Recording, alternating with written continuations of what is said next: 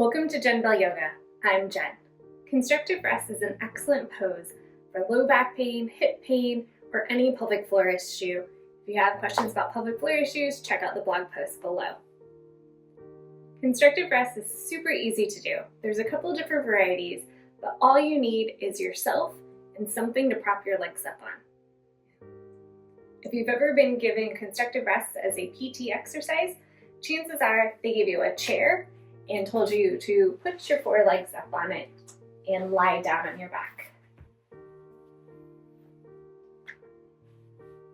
This is the simplest and easiest way to do constructive rest.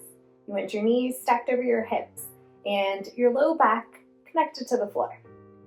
If you don't have a chair available, another option is to lie down on your back, feet about hip distance apart, and allow your knees to fall inward.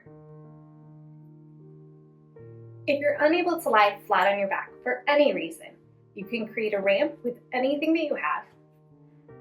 Gently lie back on it, knees bent, feet a little wider than hip distance, and then allow the knees to rest on one another. If you don't have a chair or would like to do this in your bed or want your legs elevated a little higher, you can use the wall.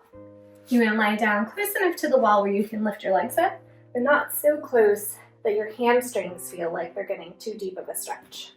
You can have your legs at 90 degrees, or you lift them straight up. If you feel insecure in constructive rest, you can take a blanket and wrap it around your legs, or even take a strap and wrap it around your thighs. Tuck it underneath your feet so they feel nice and secure.